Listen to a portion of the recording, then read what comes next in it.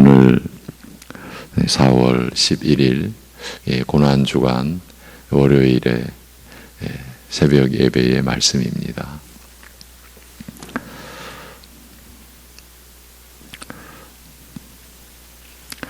오직 죄와 사망의 저주만을 지녀야 할 우리에게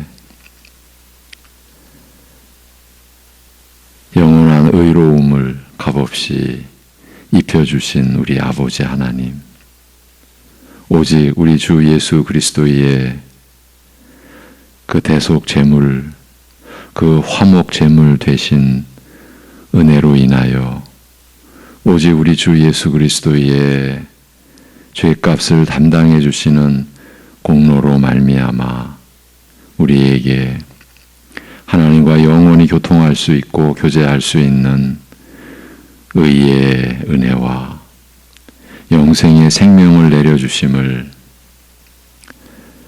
찬송드리며 감사드리며 그러기에 그 은혜를 따라 그 은혜를 의지하여 하나님께로 나아가는 심령들을 받아 주옵시고 거두어 주옵시고 오직 그 은혜를 더 깊이 더 풍성히 알게 하시고 그 은혜를 의지하여 살아갈 수 있게 인도하여 주옵소서. 우리 주님의 십자가 구속의 은혜를 이 한 주간 시편 22편을 통하여 나눌 때에 그 말씀을 받을 때에 성령께서 우리 각자의 심령 속에 생명의 진리와 주님의 사랑을 다시금 확인하고 깨닫고 누리는 은혜의 역사가 있게 하여 주옵소서. 예수님의 이름으로 기도하옵나이다. 아멘. 시편 22편 1절에서 11절까지를 보시겠습니다. 시편 22편 1절에서 11절까지입니다.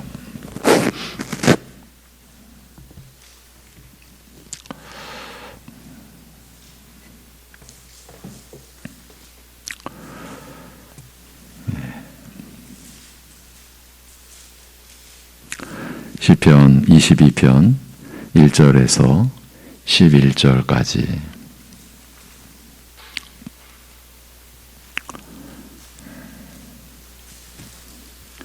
우리 함께 같이 읽도록 하겠습니다. 1절부터 11절입니다.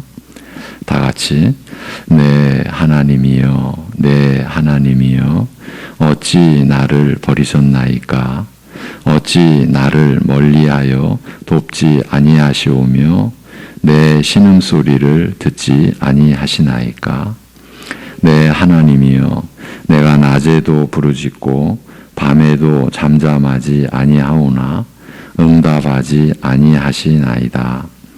이스라엘의 찬송 중에 계시는 주여 주는 거룩하시니이다. 우리 조상들이 주께 의뢰하고 의뢰하였으므로 그들을 건지셨나이다. 그들이 주께 부르짖어 구원을 얻고 주께 의뢰하여 수치를 당하지 아니하였나이다.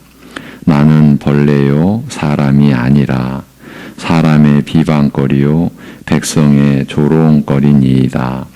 나를 보는 자는 다 나를 비웃으며 입술을 비죽거리고 머리를 흔들며 말하되 그가 여호와께 의탁하니 구원하실 걸 그를 기뻐하시니 건지실 걸 하나이다.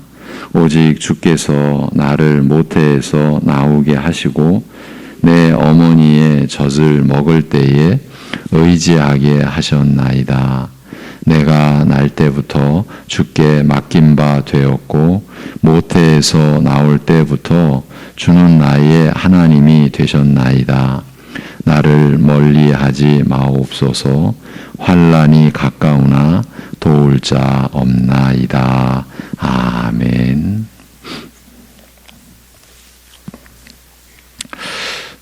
2022년 고난주간 새벽 예배 말씀은 그 본문은 시편 22편입니다. 언제나 말씀드리듯이 본 22편도 앞에서의 문맥과 흐름을 받아서 이어지는 내용입니다. 앞에 9편부터 21편까지에서는 메시아의 죽음과 그 가운데서의 기도가 무엇인가 하는 것과 하나님께서 그 기도를 들어주심으로 어떤 일이 일어났는가에 대한 내용이 기술되어 있습니다. 결국은 하나님의 말씀이 백성들에게는 해와 같이 생명의 필수적인 그 무엇으로 여김받고 더 나아가 메시아 그분을 왕으로 모시는 것을 특색으로 한다는 내용입니다. 메시아께서 죽음으로 세우신 그 나라, 그 죽음 가운데서의 간절한 기도로 다시 하나님의 백성으로 살게 된 자들에게서는 그와 같은 특징이 나타나게 되어 있다는 의미입니다. 그런 내용으로 이어져 온 것이 21편에서 일단락되고 이제 22편부터 다음 단락으로 넘어가고 있습니다.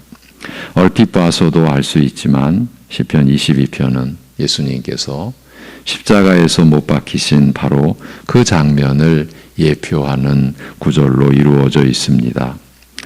9편부터 21편까지가 메시아께서 이루실 일이 무엇인가 하는 것을 원리적이고 이론적으로 설명한 부분이었다면 22편은 그 일을 실제로, 이 부분이 요점입니다. 실제로 당하실 것임을 언급하는 부분인 것입니다.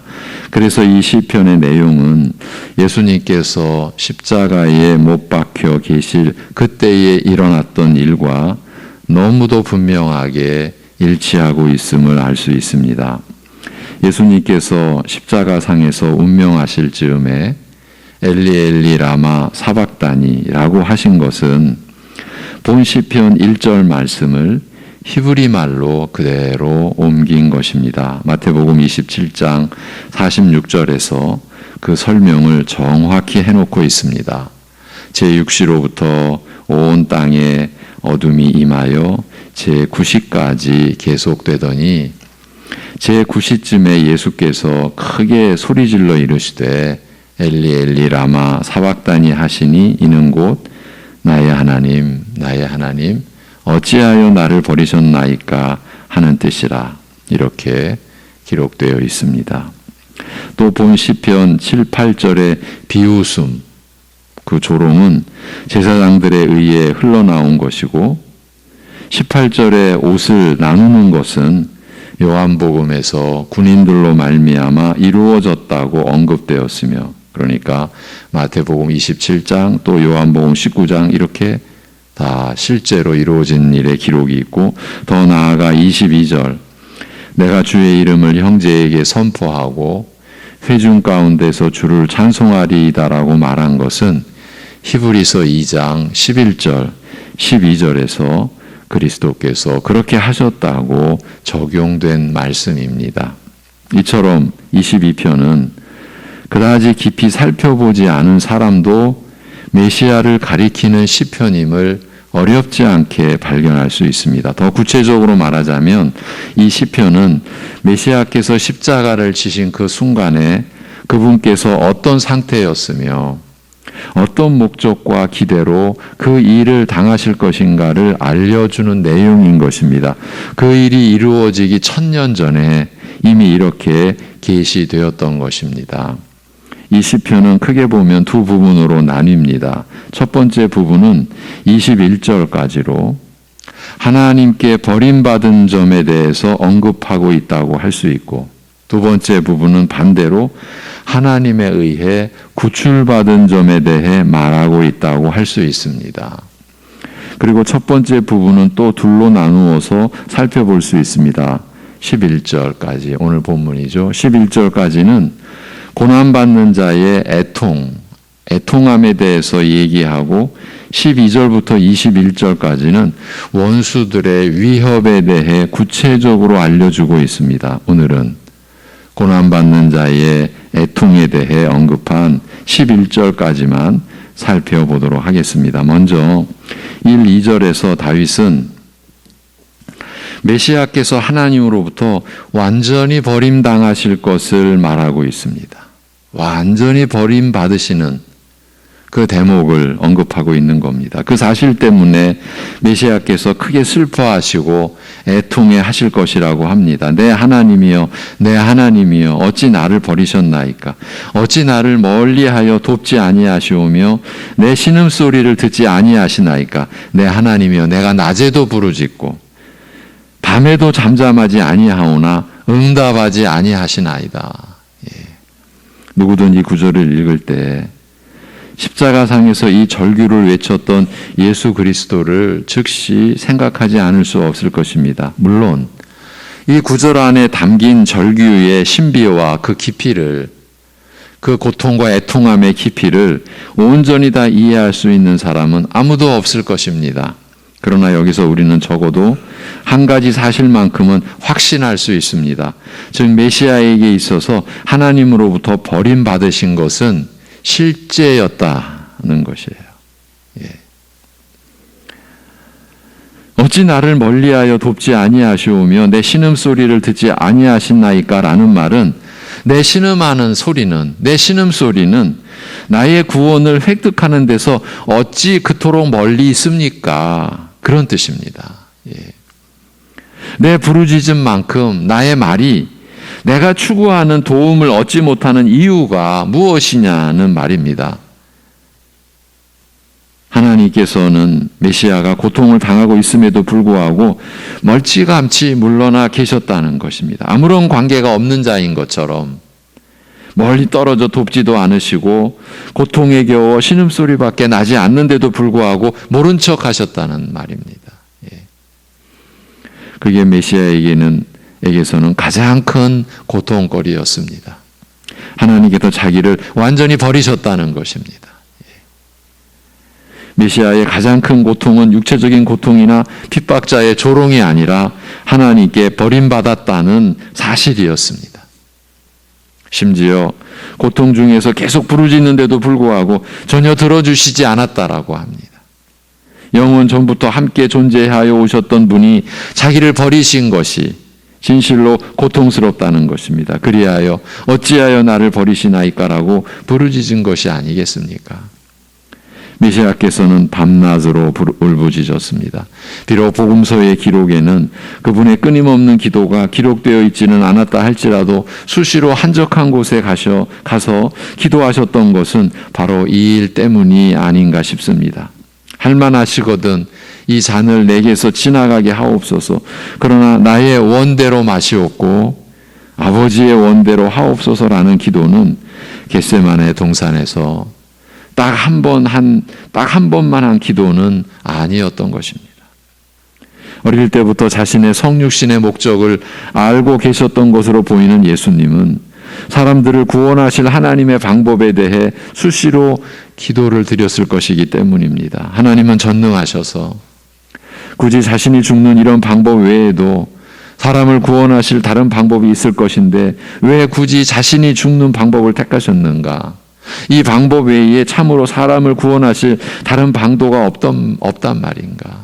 그러니 할만하시거든 이 잔을 내게서 지나가게 하옵소서라고 간절히 기도하셨을 것입니다. 메시아는 하나님께 내 하나님이라고 연달아 부르면서 간절히 호소해 보지만 그럼에도 불구하고 하나님께서는 메시아를 버리신 채로 아무런 응답도 해 주시지 않으셨습니다. 십자가 사건을 통해서 메시아께서 하나님에 의해 버림받는 그런 기이하고도 고통스러운 일을 당할 것이라는 점을 다윗을 통해 1000년 전에 이처럼 미리 알리신 것입니다. 그렇게 하나님께서는 단호하게 메시아를 버리실 것이었습니다. 다윗은 그 점에 대해 이렇게 밝힙니다. 3절 이스라엘의 찬송 중에 계시는 주여 주는 거룩하시니이다. 우리 조상들이 주께 의뢰하고 의뢰하였으므로 그들을 건지셨나이다. 그들이 주께 부르짖어 구원을 얻고 주께 의뢰하여 수치를 당하지 아니하였나이다. 5절까지의 내용입니다. 여기서 왜 조상들의 경우를 언급했겠습니까?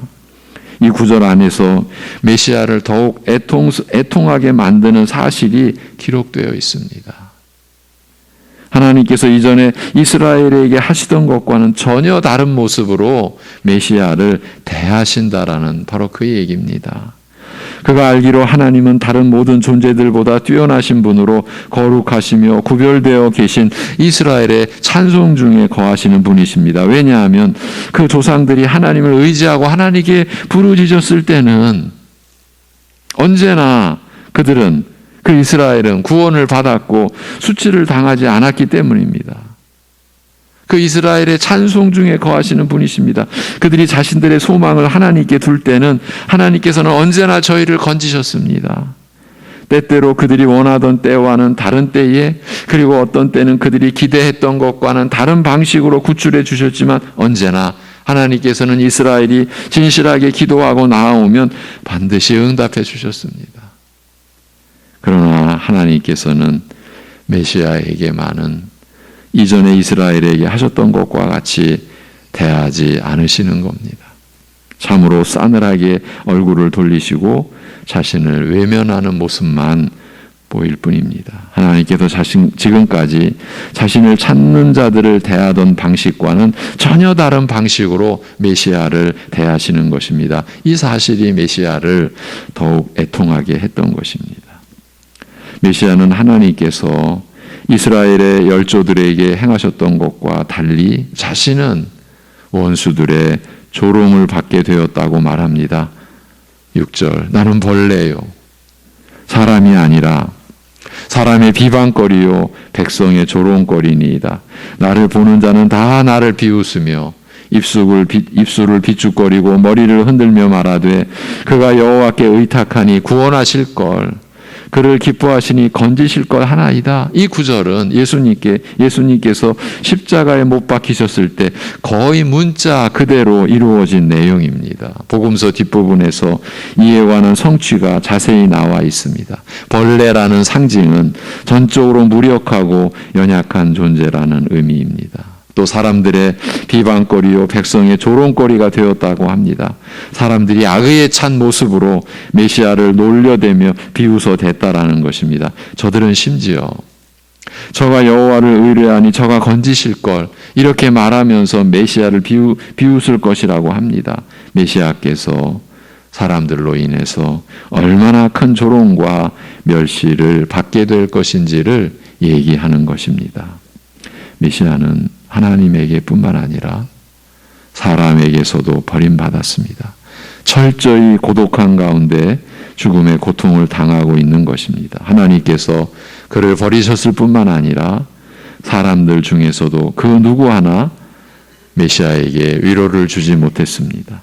그는 철저히 고립된 가운데서 죽임을 당하셨습니다. 하늘과 땅 어디를 돌아봐도 그에게 힘을 주거나 위로를 주는 이가 없었습니다. 당신이 하는 일은 하나님의 영광을 위한 것이니 끝까지 인내하시라고 격려해 주는 이가 없었습니다. 모두가 다 저 사람 왜 저래? 라는 의혹의 눈길, 아니면 자기가 하나님의 아들이래, 그러면 십자가에서 한번 내려와 보지, 그것도 못하면서 무슨 세상을 구원하고 죄인을 구원한다라고 그래, 자기 몸이나 간수 잘하지, 이런 투로 비웃고 조롱했습니다. 그 모욕을 다 받으실 것이었습니다.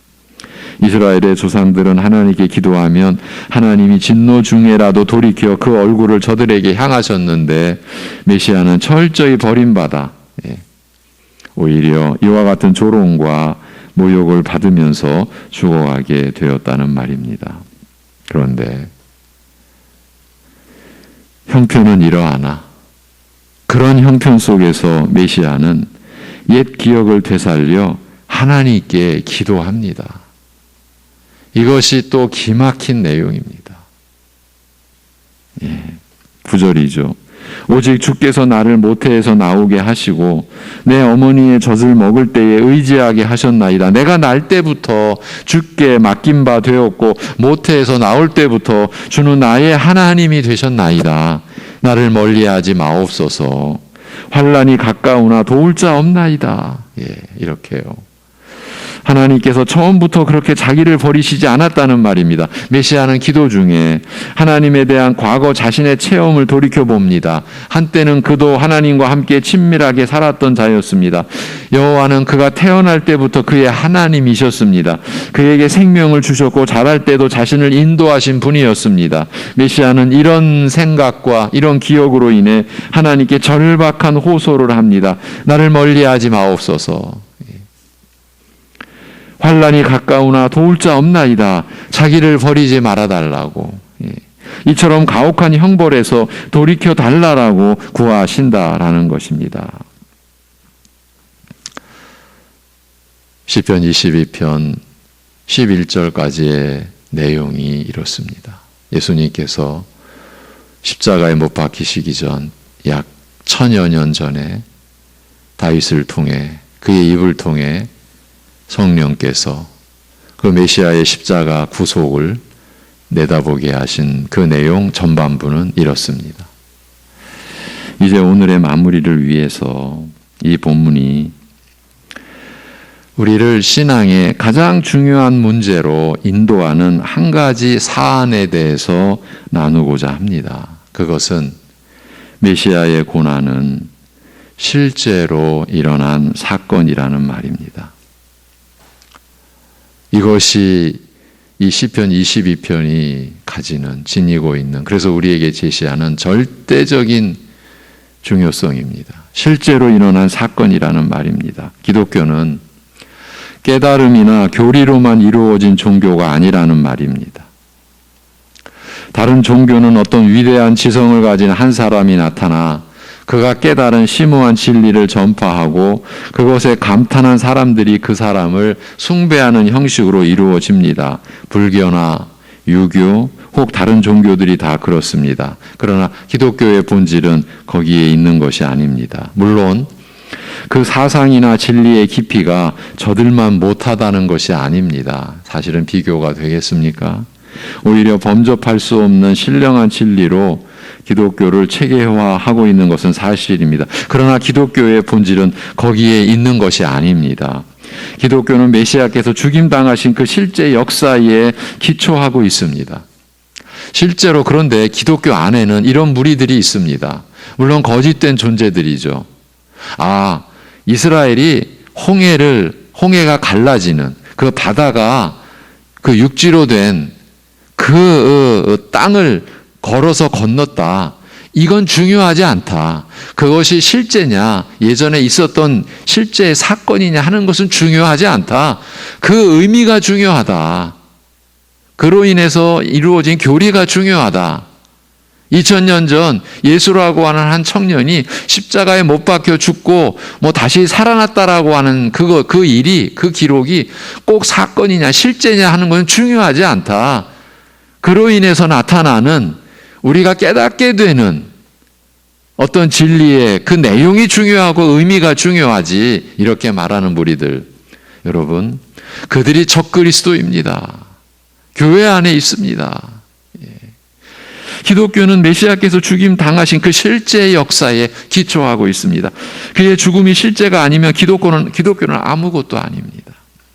단지 철학이나 사상, 괜찮은 교리 정도에 지나지 않을 것입니다. 그러나 기독교의 핵심은 메시아께서 실제로 하나님께 버림받으사 죄인들의 죄값을 대신 치루어 주시는 그 죽음을 당하셨다는 데에 있습니다. 우리의 믿음은 바로 이 점에 깊이 뿌리 박고 있어야 됩니다. 우리가 배우는 말씀은 메시아의 죽음이 실제로 일어났다는 것을 알려주는 것에 지나지 않습니다. 그 사실이 의미하는 바가 무엇이며 그것이 차지하는 중요성이 얼마나 큰 것인지를 알려주는 것입니다. 우리의 삶에서 십자가에서 죽으신 예수 그리스도께서 얼마나 중요한 자리를 차지하고 있어야 하는지를 알려주는 것입니다. 그러므로 기독교는 처음도 그리스도시요 마지막도 그리스도이십니다. 신앙은 공부를 많이 하고 기도를 많이 한 것 자체에 있는 것이 아니고 어떻게 예수 그리스도와 함께 사느냐 하는 것에 있습니다. 모든 것이 이 메시아와 함께하고 이 메시아를 소유하는 것에 초점이 맞춰져야 합니다. 십자가에서 실제로 죽으신 이 예수님을 내가 얼마나 가까이 하고 내 삶에서 주인으로 모시고 사는가 하는 것이 신앙의 본질입니다. 우리가 재작년부터 데살로니가 전서를 보아오면서 아직도 못 끝냈습니다. 그 5장에서 우리 위에 죽으신 예수 그리스도와 함께 사는 것, 이 구절 때문이었습니다. 그것이 우리 신앙의 본질이기 때문입니다. 그렇다면 그것을 확인할 수 있는 길이 있을까요? 십자가에서 실제로 죽으신 이 예수님을 내가 얼마나 가까이 하고 내 삶에서 주인으로 모시고 사는가, 이것을 확인할 수 있는 길이 있을까요? 사도 바울은 자랑거리가 뭔지 확인해 보면 된다라고 했습니다. 사람들은 대개 지식을 자랑하고 자신의 소유를 자랑합니다. 아니면 어디서 무엇을 성취했는가, 금메달을 누가 땄는가 하는 것들을 자랑합니다. 성취한 것이 자랑이 되는 것입니다. 그러나 그리스도인은 그런 것이 마음의 중심에 들어있는 사람이 아닙니다. 제가 여러분과 함께 십수년 우리의 자랑거리가 뭐냐, 이걸 가지고 우리 자신을 돌아보고 우리의 신앙을 점검해오는 이유가, 그 바탕이, 그 근거가 바로 여기에 있는 겁니다. 여러분 중에 사실 뭐가 저렇게 중요하다고, 왜 저렇게 자랑거리 갖고 저렇게 그러는 거야, 이렇게 투정한 분들이 한두 분이시겠습니까? 저 충분히 이해합니다. 제 자신도 그랬으니까요. 근데 이것이 본질이기 때문입니다. 여러분, 그리스도인은 세상 것, 그런 것이 마음의 중심에 들어있는 사람이 아닙니다. 그리스도인은 바울처럼 이렇게 말하는 사람입니다. 신자는 이렇게 말하는 사람입니다. 그러나 내게는 우리 주 예수 그리스도의 십자가 외에 결코 자랑할 것이 없으니 그리스도로 말미암아 세상이 나에 대하여 십자가에 못 박히고 내가 또한 세상을 대하여 그러하니라. 할래나 무할래가 아무것도 아니로되 오직 새로 지으심을 받는 것만이 중요하니라고요. 갈라디아서 6장 14, 15절입니다. 그리스도인은 주 예수 그리스도의 십자가를 자기 사상의 중심에 놓고 자랑하며 그것에 의해 가장 깊이 감동을 받는 사람입니다.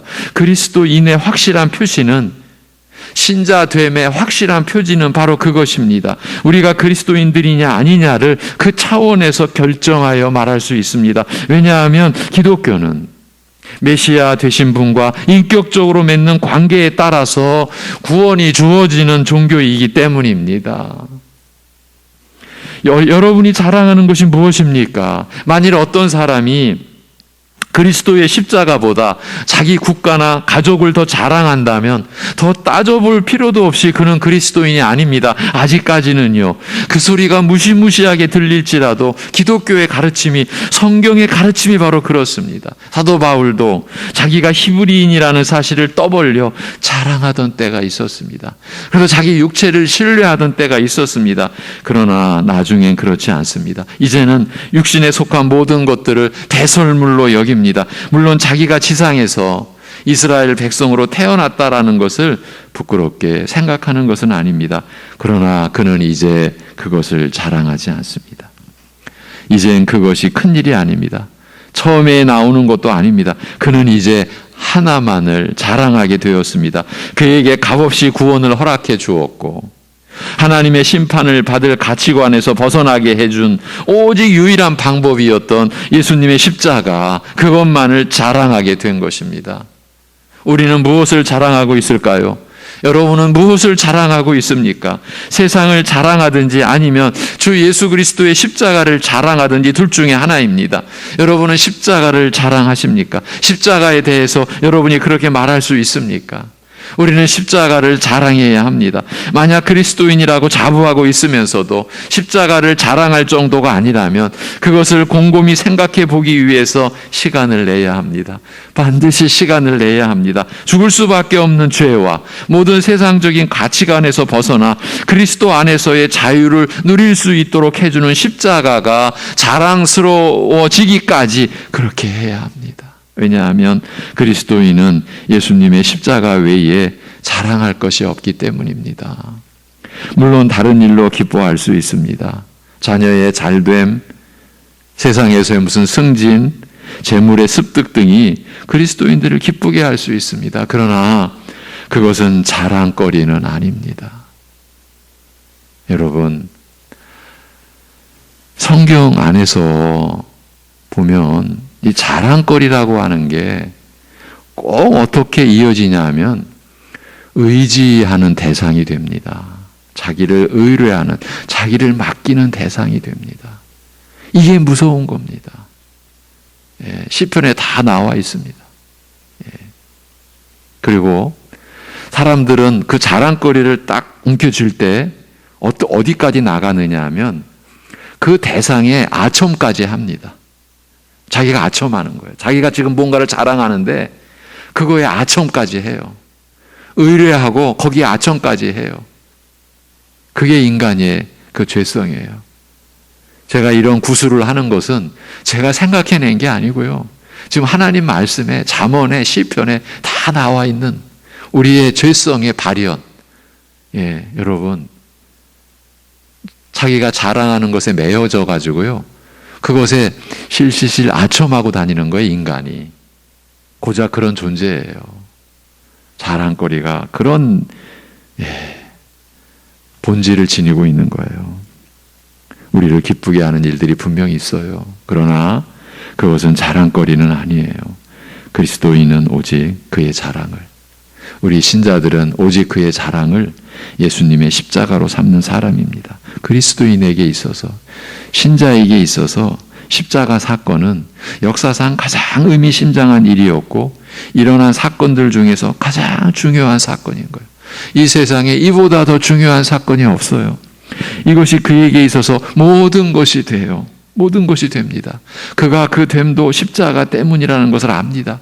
그래서 그는 그것을 자랑합니다. 이제는 십자가가 없이는 모든 것이 헛된 모래성뿐임을 알기에 그는 십자가만을 붙들고 그것만을 자랑합니다.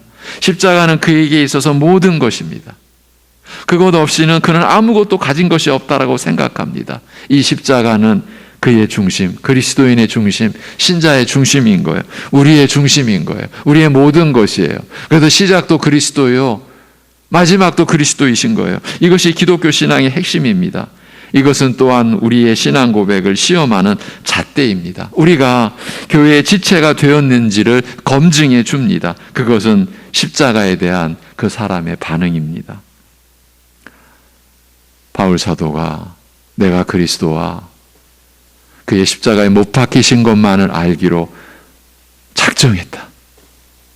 여러분, 이러한 진술이 그냥 한번 바울 사도가 뭔가에 확 감동돼 가지고 그 고린도전서 2장에 그렇게 한번 기록해 놓은 게 아니라 그게 역사의 중심이라, 모든 택하고 부름받은 신자들의 중심이어야 된다.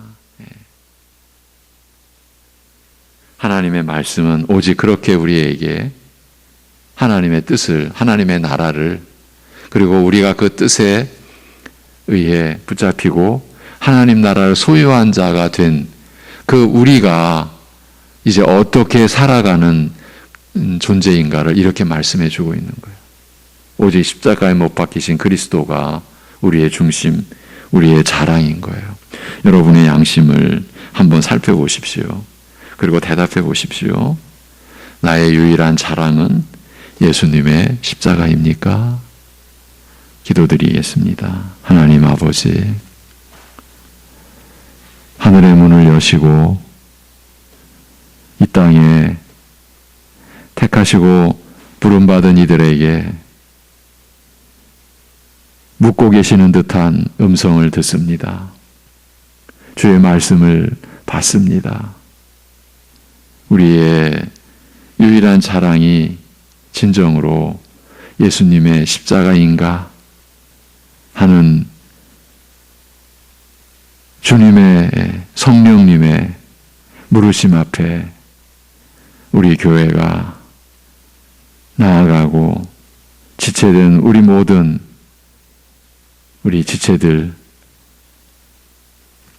그 마음을 열고 그 주님의 말씀 앞에 나아가서 엎드릴 수 있게 하여 주옵소서.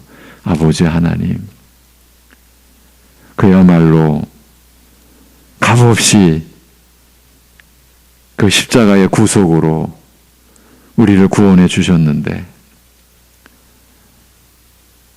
우리는 오직 하나님 앞에 내보여 드릴 게 죄악뿐인데 사망의 저주를 짊어진 오직 그 모습일 뿐인데 우리의 죄값을 치러주신 예수님의 그 대속의 사랑, 그 대속 제물 되어 주시고 영원히 화목 제물 되어 주신 우리 그 주님의 십자가에 못 박히셔 죽으신 그 고난으로 인해서 우리가 아무런 대가 없이 아무런 공로 없이 그 어떤 자격도 그 어떤 준비도 그 어떤 기여도 없이 그야말로 값없이 오직 은혜로 우리가 죄사함을 받고 구원을 받고 그래서 하나님의 속한 사람, 하나님의 자녀로서 영생을 지닌 자로 영원한 하나님 나라를 상속받은 자로 그 나라를 소유한 자로 살게 됐는데 과연 우리의 중심에 십자가가 우리의 유일한 자랑거리인지를 오늘 우리 스스로 자신을 살필 수 있게 자신의 양심을 돌아볼 수 있게 성령님께서 나타나시고 임하시고 역사하셔서 묻게 하여 주옵소서. 피하지 않게 하여 주옵소서. 그냥 슬그머니 덮고 가지 않게 하여 주옵소서. 이 질문만큼 이 질문에 대한 대답만큼 우리 인생에 있어서 더 이상 중요할 것이 없는 이 물음 앞에 우리 교회가 우리 성도의 가정이 그리고 우리 각자가 대답하며 하나님 앞에 나아갈 수 있게 인도하여 주옵소서. 아버지 하나님, 예수님께서 십자가에 못 박혀 죽으심이 역사적인 실제의 사건이었고 이것이 하나님의 아들께서 사람으로 이 땅에 오셔서 성육신하셔서 죄 없으신 우리 하나님의 아들께서 오직 죄인들을 위하여 그렇게 비참하게 하나님 앞에 완전히 버림받으시며 우리의 죄값을 치르셔야 했던 그 십자가 구속의 그 사랑과 은혜를 이번 고난주간에 또 우리가 묵상할 때에 그저 지식의 어떤 유희가 아니라 진리를 가지고 여유롭게 그렇게 행세하는 그런 모습이 아니라 이 은혜 아니면 이 진리 아니면 이 사랑 아니면 우리에게 영원히 어떤 가능성도 없는 그러한 절절함으로 그러한 절박함으로 십자가에 못 박히신 그리스도를 우리가 또 바라보고 또 그 은혜에 우리가 붙들릴 수 있는 고난주간 되게 인도하여 주시옵소서. 모든 걸 주님께 의탁하오며 우리 주 예수 그리스도의 이름으로 기도하옵나이다. 아멘.